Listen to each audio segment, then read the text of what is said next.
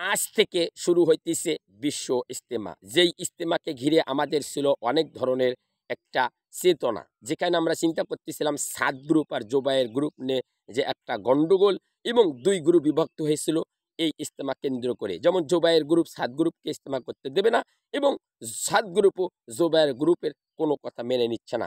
যেখানে আলেম এবং আজ ৭ গ্রুপ এই একটা ২টি গ্রুপ বিভক্ত হয়েছে।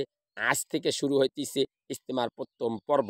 আমরা দেখতে চাই যে বাংলাদেশের এই ২টি দল যেন সুন্দরভাবে ইসলামের কার্যক্রম করতে পারে ইনশাআল্লাহ। কারণ আমরা কোনো গ্রুপকে সাপোর্ট করব না। কারণ যেই গ্রুপ এখানে তাবলিগ জামাতের কাজ করবে অবশ্যই তারা তো আল্লাহ রাসূলের কথা বলবে, আল্লাহর কথা বলবে। এজন্য হিংসা, কিনে, বিদ্বেষ ভুলে যেয়ে আমরা দেখতে চাই কোনো গ্রুপের ভেতর যেন কোনো অহিংসতা কোনো ধরনের হত্যাযোগ্য না আসে।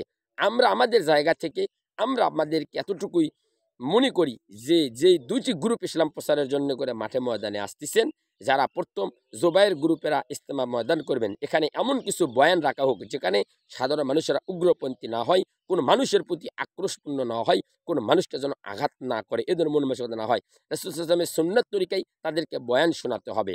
আর তারা যারা আসতেছে তাদের আসা এবং যাওয়ার পথে যেন কোনো সাদ গ্রুপের কোনো মানুষ যাতে কোনো উস্কানিমূলক কোনো ধরনের কাজ করে না করে, যার কারণে পুরা ইজতেমার ময়দানটা ঘিরে কিন্তু যেই পরিস্থিতি আমরা থমথমে পরিস্থিতি মানে দেখতে পাইতেছি যে আসলেই যারা এত হত্যা হন্ডগোল মামলা মোকদ্দমার পরেও ইজতেমার সময় যে চালু হয়ে গেছে, বর্তমান সরকার যে ইজতেমাকে ভাগ করে দিয়েছে, আদৌ কি ইজতেমা সঠিকভাবে হবে কিনা বা কোনো দুকচুক্রি মহল এই ইজতেমাকে লণ্ডভণ্ড করে দেওয়ার কোনো পায়তারা করতেছে না। আসুন আমরা ইজতেমাকে ঘিরে যেই কর্মকাণ্ডগুলো ঘটবে আমরা পুঙ্খানুপুঙ্খানু নজর রাখবো ইনশাল্লাহ, এবং সমসাময়িক চ্যানেলের পক্ষ থেকে আমরা সঠিক তথ্য আপনাদেরকে দেওয়ার চেষ্টা করব, এবং আমার চ্যানেলের যত সাবস্ক্রাইব আছেন তাদেরকে জানাই আন্তরিক মোবারকবাদ।